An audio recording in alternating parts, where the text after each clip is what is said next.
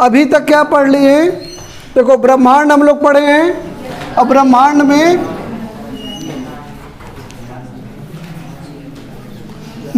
में जो है तारे क्या होते हैं और कैसे बनते हैं, कि निर्माण होता है, मृत्यु होती है, यहाँ तक पढ़ लिए। ठीक है।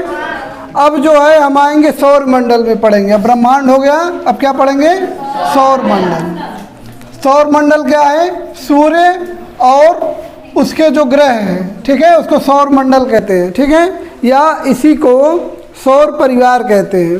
तो सौर परिवार का मतलब जैसे एक परिवार होता है, उसमें कोई एक बड़ा आदमी होता है और उसमें कई सारे बच्चे होते हैं। ठीक है, तो इसी तरह जो है इसमें सूर्य क्या है? एक तारा है। ठीक, सूर्य एक तारा है जिसमें से, अब तारों का गुण क्या था? जिसमें हाइड्रोजन जलता है, नाभ की संलयन की क्रिया होती है और ऊर्जा निकलती है। ठीक है, तो यही काम सूर्य में भी होगा ना। अब सूर्य के साथ कुछ ग्रह हैं। ठीक, सूर्य के पास में कुछ ग्रह हैं, उन ग्रहों की संख्या 8 है। ठीक, इन 8 ग्रहों को अलग अलग नाम दिया गया है और इनको 2 वर्गों में बांट दिया गया है। ठीक, देखो पहले 4 ग्रहों को हम क्या कहते हैं? आंतरिक ग्रह। इनका घनत्व तो अधिक है और आकार छोटा है। ठीक है, और ये जो ग्रह हैं इसी में हमारी एक पृथ्वी भी है। जैसे ये हो गया बुध, शुक्र, फिर पृथ्वी, फिर मंगल, फिर बृहस्पति, फिर शनि, फिर अरुण वरुण हो गया। इसके बाद एक प्लूटो था, उसको निकाल दिया गया। तो क्यों निकाला गया उसको बाद में पढ़ेंगे। ठीक है, अभी 8 ग्रह हैं। इसमें 4 ग्रहों को आंतरिक ग्रह कहते हैं और बाकी 4 ग्रहों को बाह्य ग्रह, बाहरी ग्रह या बाह्य ग्रह। ठीक है, अब देखिए आंतरिक ग्रह जो है ये पृथ्वी के समान है। जैसे पृथ्वी ठोस है जिस पे हम लोग खड़े हैं कि नहीं, तो पृथ्वी ठोस है, उसी तरह ये 4 ग्रह भी ठोस है। ठीक, इनका आकार छोटा है लेकिन घनत्व अधिक है। ये पृथ्वी के जैसे हैं, इसलिए इन्हें पार्थिव ग्रह भी कहा जाएगा। पार्थिव ग्रह, पार्थिव ग्रह कहेंगे। ये बाह्य ग्रह हैं। ये जैसे बृहस्पति है वह बृहस्पति की तरह है। ये ठोस हैं लेकिन ये सारे ठोस नहीं हैं, मतलब इनका घनत्व कम है। इनका घनत्व जैसे, घनत्व का मतलब हो गया जैसे ठोस का घनत्व जल से अधिक है, तो इनका जो घनत्व है वो बहुत कम है, कुछ तो गैस की तरह है। अब शनि एक ऐसा ग्रह है, इसका घनत्व पानी से भी कम है, इसका घनत्व पानी के जितना है। ठीक है, तो इनका घनत्व बहुत कम है और बृहस्पति के समान है, इसलिए बृहस्पति को इंग्लिश में कहते हैं जुपिटर। तो इन ग्रहों को हम क्या कह सकते हैं? जुबियन ग्रह। कौन सा ग्रह? जुबियन ग्रह। ठीक है, ये हो गया पृथ्वी की तरह है तो पार्थिव, ये जुपिटर की तरह हो गए तो जुबियन। समझ में आया इतना? ठीक है, अब सूर्य के सबसे नज़दीक जो ग्रह है बुध, शुक्र, पृथ्वी, मंगल, इन 4 के बारे में आज पढ़ लिया जाएगा और 4 के बारे में कल पढ़ा जाएगा। ठीक, जहाँ से आंतरिक ग्रह और बाह्य ग्रह अलग होते हैं, इनके बीच में छोटे छोटे टुकड़ों की पेटी है। इस पेटी को क्या कहते हैं? क्षुद्र ग्रह की पेटी। ठीक है, ठीक है, क्षुद्र ग्रह की पेटी है। या क्षुद्र ग्रह कहाँ पाए जाते हैं? तो मंगल और बृहस्पति के बीच में। इतना हो गया। अब देखिए बुध के बारे में कुछ चीज़ें पढ़ते हैं, फिर शुक्र के कुछ गुण हैं, फिर इसके कुछ गुण हैं। ठीक है, अब देखिए बुध का आकार जो है सबसे छोटा है। जितने ग्रह हैं इसमें सबसे छोटा कौन है? बुध। सूर्य के सबसे नज़दीक कौन है? बुध। ठीक है, इस पे वायुमंडल नहीं पाया जाता है, वायुमंडल नहीं पाया जाता। वायुमंडल पाने के लिए कुछ दशाएं होती हैं। जैसे हवा कैसी हल्की है, उड़ जाएगी कहीं कि नहीं, इसको बांधने के लिए आकर्षण शक्ति चाहिए, और जिस ग्रह का वजन जितना ज़्यादा रहेगा उसकी आकर्षण शक्ति उतना ज़्यादा रहेगी। ठीक है, अगर किसी ग्रह का मतलब वजन ज़्यादा है तो उसकी आकर्षण शक्ति ज़्यादा रहेगी। बुध का वजन जो है बहुत कम है, इतना कम मतलब ज़्यादा नहीं है कि यह वायुमंडल को रोक सके। हवा हल्की होती है ना, उड़ जाती है, तो इस पर कोई हवा रुकी नहीं क्योंकि ये छोटा है। दूसरा, ये सूर्य के नज़दीक है, ठीक है। जब कक्षा 11 में आएंगे तो विस्तार से पढ़ाएंगे कि कैसे मतलब इन ग्रहों का निर्माण हुआ और वायुमंडल क्यों इधर अलग है उधर क्यों अलग है, ठीक है। तो अभी ये जानिए कि ये बुध पे वायुमंडल नहीं है, ठीक। अब देखिए दूसरा क्या इसका है, बुध सबसे तेज़ी से घूमने वाला ग्रह है। बुध जो है सबसे तेज़ी से घूमेगा। क्यों सबसे तेज़ी से घूमेगा, उसका भी कारण है। रुक जाओ,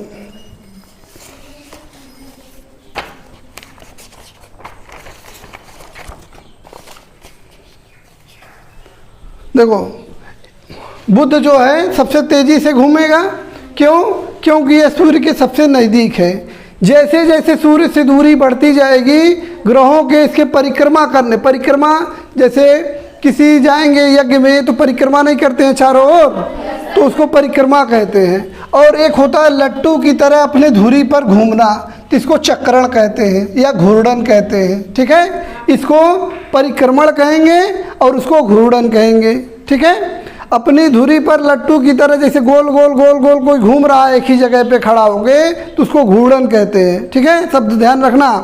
और किसी चीज़ के चारों ओर अगर कोई घूम रहा है तो उसको परिक्रमा कहते हैं। तो जितने भी ग्रह हैं सभी ग्रह घूर्णन भी करते हैं और परिक्रमा भी करते हैं। तो घूर्णन अपनी धुरी पर करेंगे और परिक्रमा किसका करते हैं, सूर्य का, ठीक है। घूर्णन करने की वजह से दिन और रात होता है। घूर्णन करने से जैसे अपनी धुरी पर घूम रहे हो लट्टू की तरह तो दिन रात होगा, और सूर्य के चारों ओर परिक्रमा कर रहे हैं तो इससे वर्ष होता है। समझ में आया? अगर सूर्य के चारों ओर घूम के एक चक्कर लगा दिए तो 1 वर्ष, फिर घूम के एक चक्कर लगा दिए तो 1 वर्ष। समझ में आया? उस ग्रह का 1 वर्ष क्या होगा, सूर्य के चारों ओर चक्कर लगा के फिर वहीं आ जाना।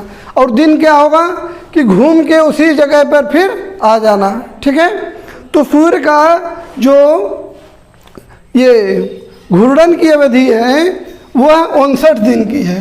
59 दिन में एक घूर्णन होता है, मतलब जितना दिन में पृथ्वी पर 59 दिन बीत जाएगा उतना दिन में यहाँ 1 दिन और 1 रात होगा। समझ में आया? 1 दिन और 1 रात होने में यहाँ 59 दिन का समय लगेगा और 1 वर्ष होने में 88 दिन का समय लगेगा। पृथ्वी पर 365 दिन का समय लगता है, यहाँ पे केवल 88 दिन का समय लगेगा। पृथ्वी पर 24 घंटा लगता है तो यहाँ 59 दिन लगेगा सिर्फ एक चक्कर लगाने में। समझ में आया? और देखिए आगे, घनत्व तो इसका लगभग पृथ्वी से ज़्यादा, मतलब पृथ्वी के बराबर ही है, थोड़ा ज़्यादा है, ठीक। अब देखिए जहाँ पर वायुमंडल नहीं होगा, वायुमंडल जहाँ पर नहीं होता है, इसको ध्यान देना है, पहले ध्यान से सुनो, इसको रट लेना है, समझना नहीं है कैसे भी, फिर हम बाद में बताएंगे कि कैसे। पहले रट लो कि जहाँ वायुमंडल नहीं है वहाँ जब गर्मी पड़ेगी तो बहुत तेज़ गर्मी पड़ेगी, और जैसे ही रात होगी वहाँ बहुत तेज़ ठंडी होने लगेगी। समझ में आया? इसको रट लो कि वायुमंडल नहीं है तो बहुत तेज़ गर्म होगा और बहुत तेज़ ठंडा होगा। ये होता क्यों है? देखो, जैसे मान लो दिन का समय है, ठंड के समय में दिन में धूप होती है, आपको कहीं एकदम हल्का कपड़ा पहना के खड़ा कर दिया जाए, ठीक है।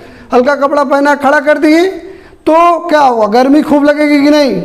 मोटा कपड़ा पहना खड़ा करेंगे तब जो है धूप का उतना आनंद नहीं आएगा। तो आदमी क्या करता है, ठंड के समय में जल्दी जल्दी फिर धूप होती है तो हल्का कपड़ा पहन लेते हैं कि नहीं, कि धूप लग जाए।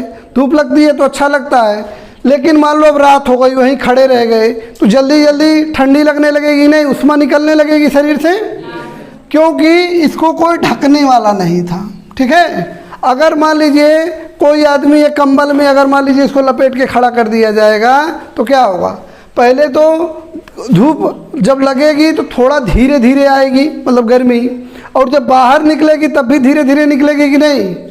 समझ रहे हो?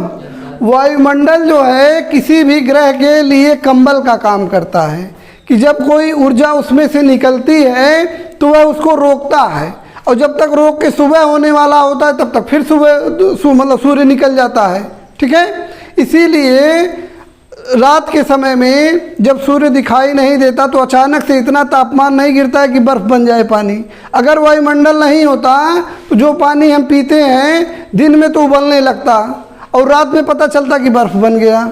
समझ में आया? वायुमंडल की वजह से सूर्य के किरणों को आने में भी थोड़ी बाधा होती है और जब आ जाती हैं आने में तो कम बाधा होती है, जाने में अधिक बाधा होती है। ठीक, इसको विस्तार से कभी हम पढ़ा देंगे कि दीर्घ किरणें क्या होती हैं, लघु किरणें क्या होती हैं। अभी बस इतना समझना है। आया समझ में? और देखो अब हम आते हैं दूसरे ग्रह पे। बुध के बारे में पढ़ लिए। 3-4 क्वेश्चन यहाँ से बनता है कि सूर्य के चारों ओर सबसे तेजी से कौन घूमता है? तो बुध। सबसे छोटा ग्रह कौन है? बुध। और क्या हो गया? इसकी परिक्रमा 59 दिन की है, वर्ष 88 दिन का है, वायुमंडल नहीं है, दिन में बहुत ज़्यादा गर्मी पड़ेगी और रात में बहुत ज़्यादा ठंडी पड़ेगी। तो इस पर वायुमंडल रहेगा? नहीं है। ठीक है, बताया ना।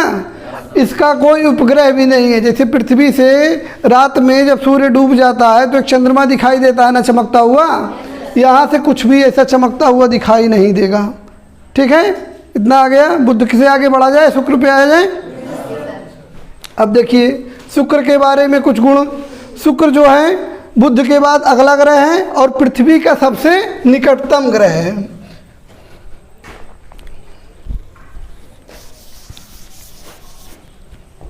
पृथ्वी के देखो इधर जाएंगे एक तो निकट होगा, एक इधर जाएंगे निकट होगा। ठीक है, तो इधर जाने पे जल्दी से पहुंचेंगे शुक्र पर। तो यानी कि अगर पूछेगा कौन सा ऐसा ग्रह है जो पृथ्वी के सबसे नज़दीक है तो कौन होगा?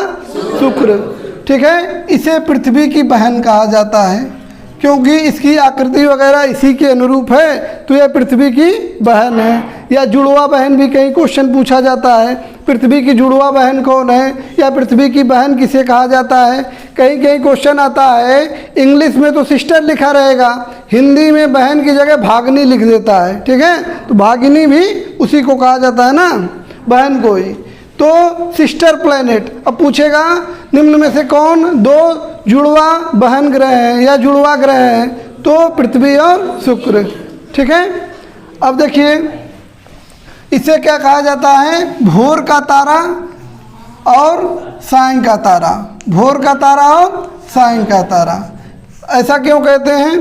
कभी भी शाम के समय चंद्रमा और सूर्य के बाद जो पृथ्वी से सबसे ज़्यादा चमकने वाली वस्तु दिखाई देती है वह शुक्र ही है। शुक्र ग्रह कभी कभी शाम को देखो तो सबसे चमकता हुआ जो तारा तुमको दिखाई देता है वास्तव में शुक्र ग्रह होता है। ठीक है, इस पे सूर्य का प्रकाश पड़ता है और हमको वह दिखाई देता है। हम मान लेते हैं जितने चमक रहे हैं सब तारे हैं, सब तारे नहीं हैं, उसमें से बहुत सारे ग्रह हैं, बहुत सारे उपग्रह हैं। चंद्रमा भी चमकता है कि नहीं? अगर चंद्रमा बहुत दूर होता तो हमको तारों की तरह दिखाई देता, छोटा सा, लेकिन वास्तव में छोटा तो है नहीं। शुक्र इसी तरह एक तारे के रूप में छोटा सा टिमटिमाता हुआ हमको दिखाई देगा। ठीक है, अब देखिए और क्या गुण है शुक्र का, मतलब कहाँ से क्वेश्चन बनेगा वही बस पढ़ेंगे हम। ठीक है, सबसे गर्म ग्रह है। ठीक है, दिन और रात का तापमान लगभग समान होता है, सबसे गर्म ग्रह है ये शुक्र। और इसमें कार्बन डाइऑक्साइड के बादल पाए जाते हैं। ठीक है, कार्बन डाइऑक्साइड क्या करता है ये ध्यान रहे, याद कर लो इसको, कहीं न कहीं पूछेगा। कार्बन डाइऑक्साइड ऊष्मा को रोकता है। पृथ्वी में भी जो कार्बन डाइऑक्साइड बढ़ रहा है, जो कक्षा 10 में पढ़ रहे होंगे उनको एजेंडा 21 वगैरह जो पढ़ा रहे हैं, जीवाश्म ईंधनों को नहीं जलाना, पेट्रोल को नहीं जलाना, उसका कारण यही है कि वातावरण में कार्बन डाइऑक्साइड बढ़ रहा है और कार्बन डाइऑक्साइड का काम है गर्मी को रोकना। अब मान लो कार्बन डाइऑक्साइड पृथ्वी के वातावरण में बहुत बढ़ गया तो उससे क्या होगा? जहाँ पे बर्फ जमा है पिघलने लगेगा कि नहीं? और पिघल के वह पानी अंतिम में कहाँ पहुँचेगा? समुद्र में। तो समुद्र का तल बढ़ जाएगा, तो जो समुद्र के किनारे शहर हैं वो डूबने लगेंगे कि नहीं? इसीलिए कार्बन डाइऑक्साइड को वातावरण में जाने से रोका जा रहा है ताकि गर्मी ना बढ़े और बहुत सारे क्षेत्र नहीं तो समुद्र में डूब जाएंगे। जैसे भारत का मुंबई है, अब मुंबई एकदम समुद्र के किनारे है, अब पता चला पूरा मुंबई ही डूब गई, समुद्र का तल बढ़ेगा, डूब जाएगी कि नहीं? अभी हम लोग नहीं डूबेंगे, लेकिन मान लो गंगा नदी यहाँ से गुजरती है, गंगा में जो पानी आता है, अभी तो बारिश का आ रहा है, लेकिन गर्मी के समय में जब बारिश नहीं होती है तो पहाड़ों से आता है कि नहीं? लेकिन अगर तापमान बढ़ गया तो पहाड़ों पर बर्फ़ जमेगी ही नहीं, और जब बर्फ़ नहीं जमेगी तो गर्मी में उसमें पानी नहीं आएगा, तो नदी भी सूख जाएगी कि नहीं। इसी समस्या से बचने के लिए कार्बन डाइऑक्साइड को रोका जा रहा है। अब यहाँ का पूरा वायुमंडल कार्बन डाइऑक्साइड का ही है, तो सोचो कितना गर्मी रोक लेता होगा कि नहीं। तो सबसे ज़्यादा गर्म कौन है? शुक्र। क्यों सबसे ज़्यादा गर्म है? कार्बन डाइऑक्साइड मिल रहा है वहाँ पे, वो है वायुमंडल में सबसे ज़्यादा। ठीक है, समझ में आया। इसका भी कोई उपग्रह नहीं है,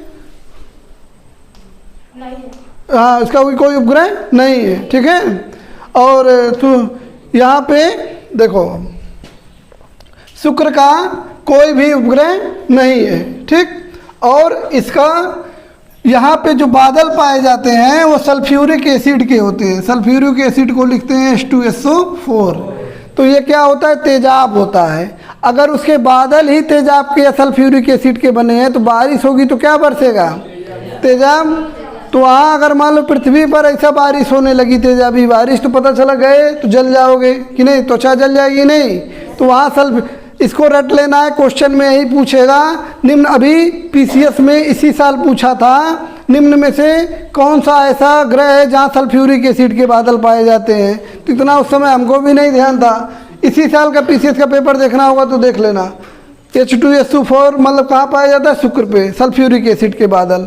कार्बन डाइऑक्साइड 90 से 95% वायुमंडल में इसके विद्यमान है। ठीक है, इतना समझ में आया। अगले ग्रह पर आया जाए, कोई क्वेश्चन हो तो पूछो। बुध और शुक्र से संबंधित इसका भी कोई उपग्रह नहीं है। ये भी एक फैक्ट है कि बुध और शुक्र को छोड़ के बाकी सबके उपग्रह हैं। ठीक है, बुध और शुक्र को छोड़कर किसलिए, मतलब बाकी सारा का है क्या चीज? बाकी सबके पास उपग्रह है। उपग्रह क्या होता है? ग्रह के चारों ओर चक्कर लगाने वाला। यहाँ पर और यहाँ पर ऐसा कोई नहीं है जो इसके चारों ओर चक्कर लगाए। ठीक है, यानी कि इसको रट लेना कि बुध और शुक्र का कोई उपग्रह नहीं है। पृथ्वी, अब पृथ्वी के बारे में डिटेल में पढ़ेंगे और पृथ्वी के बारे में ही पूरा पढ़ना है, तो पृथ्वी अभी छोड़ देते हैं। ठीक है, अब हम आते हैं मंगल पे। ठीक, मंगल पे क्या है कि मंगल के दो उपग्रह हैं, फोबोस और डिमोस। दो उपग्रह हैं मंगल के, फोबोस और डिमोस।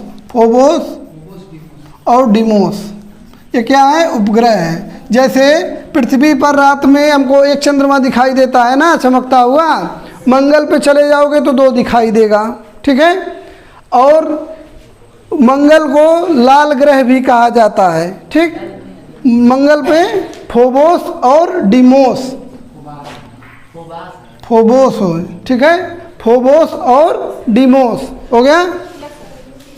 यहाँ पे इसको लाल ग्रह भी कहा जाता है। तो कई बार ये क्वेश्चन पूछा जा गया है कि निम्न में से लाल ग्रह किसे कहा जाता है? तो लाल ग्रह मंगल को। ठीक है, अभी मानव के द्वारा अगर क्वेश्चन आ गया, सुनो ध्यान से, मानव के द्वारा ऐसा कौन सा ग्रह है जहाँ पर फिर से जीवन, मतलब वहाँ मानव को बसाने का प्रयास किया जा रहा है? मंगल। ठीक है, बहुत सारे जो है मिशन यहाँ पे भेजे गए हैं। सबसे ज़्यादा यहाँ भेजे गए हैं। देखो सबसे नज़दीक तो शुक्र है, ध्यान में रखना। ये मत समझना कि सबसे नज़दीक है इसलिए यहाँ भेजे जा रहे हैं। सबसे नज़दीक शुक्र है, लेकिन शुक्र पर गर्मी बहुत ज़्यादा है, सल्फ्यूरिक एसिड का बादल है, कार्बन डाइऑक्साइड है, तो यहाँ हमको मालूम है हम जी नहीं पाएंगे। यहाँ की दशाएं पृथ्वी के लगभग समान है, तो इस वजह से कोशिश किया जा रहा है कि यहाँ पर मानव को बसाया जा सकता है या बसा जा सकता है। समझ में आया? और देखिए क्या, हाँ, मिट्टी वगैरह, जैसे वहाँ पे मौसम का परिवर्तन होता है, उसका घूर्णन वैसा है। वहाँ पर ध्रुव है, ध्रुवों पर माना जा रहा है बर्फ़ का जमाव हो सकता है, अभी पूरा पता नहीं चला है। वहाँ पे ऋतु परिवर्तन, जैसे यहाँ ठंडी गर्मी आती है ना, वहाँ भी आती है। तो इसी सब को देख के यहाँ पर कोशिश की जा रही है।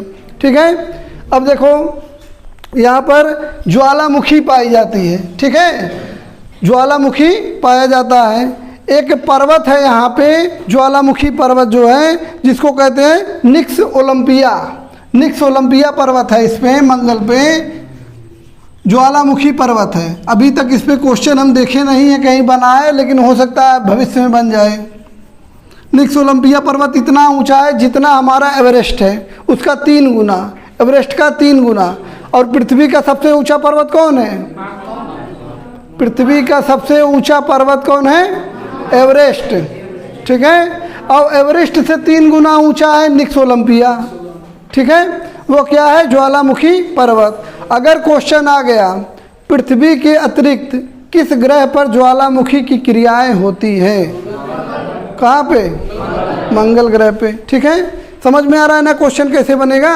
यही तरीका है कि क्वेश्चन जो बनेगा उसी को लेना है। हाँ, निक्स ओलंपिया। गलत लिख दे रहे हैं क्या जी? जल्दी जल्दी। निक्स, मिक्स नहीं है, निक्स।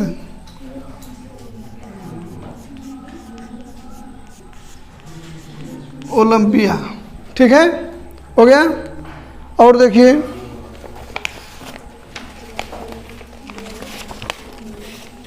बृहस्पति के बारे में भी पढ़ा थे क्या आज?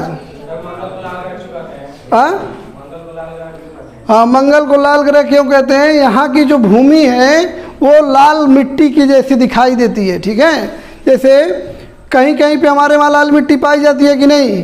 और मंगल ग्रह का ज़्यादातर क्षेत्र जो है वो लाल मिट्टी वाला क्षेत्र ही दिखाई देता है, इस वजह से उसको लाल ग्रह कहते हैं। ठीक है, अगला ग्रह है बृहस्पति, शनि, अरुण और वरुण।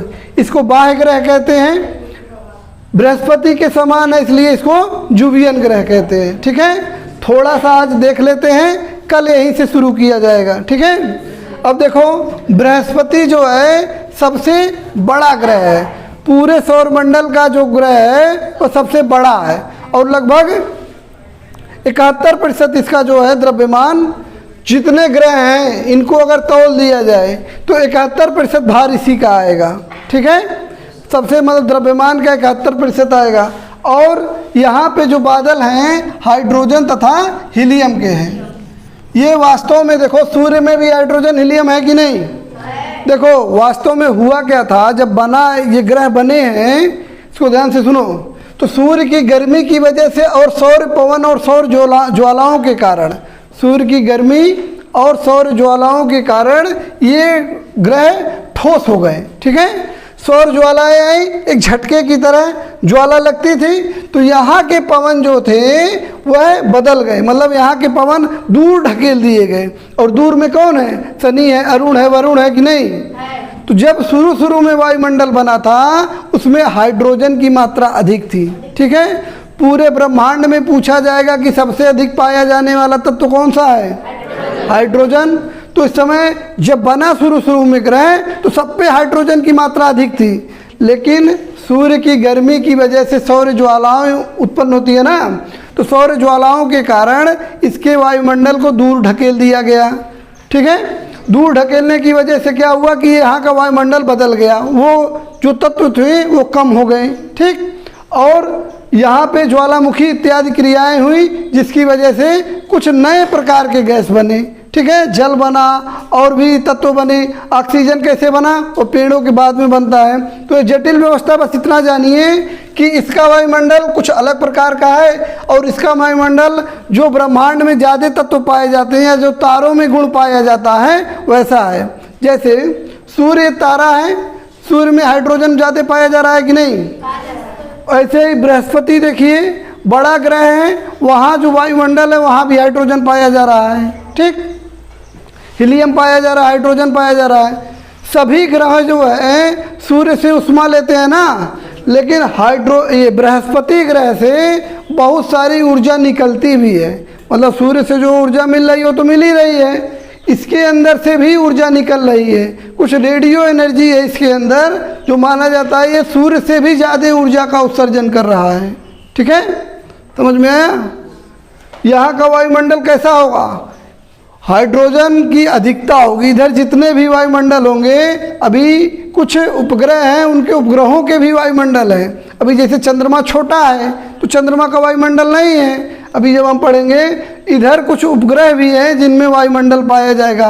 उनका उपग्रह बहुत बड़ा बड़ा है और इतना बड़ा है कि कुछ पृथ्वी के समान भी दिखाई देते हैं। ठीक, तो उसमें वायुमंडल पाया जाता है।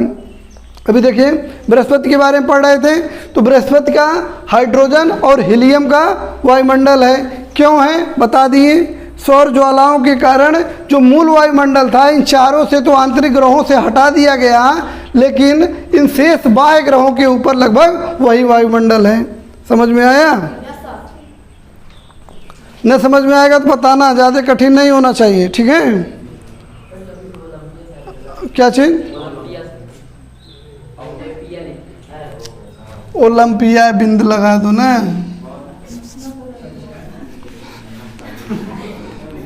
अब हो गया? ओ मैं भूल जा रहे हैं, कभी ले भूल जा रहे हैं जो है, ठीक है? निक्स ओलंपिया, अब सही है? हाँ चलो, कहाँ तक होता? बृहस्पति तक, ठीक? तो बृहस्पति, और देखिए सबसे धीरे घूर्णन कौन करता है ये नहीं बताएं। देखो सबसे बड़ा दिन कहाँ पे होगा या पूछेगा कौन सा ग्रह अपनी धुरी पर सबसे धीरे घूर्णन करता है, तो सबसे धीरे घूर्णन करता है शुक्र। 253 दिन लगभग लग जाता है इसका एक दिन होने में, और 225 दिन का एक साल ही है इसका। समझ में आया? सबसे धीरे घूर्णन करने वाला जो ग्रह है वह शुक्र है, और सबसे तेज घूर्णन करने वाला जो ग्रह है वह जो बृहस्पति है। अब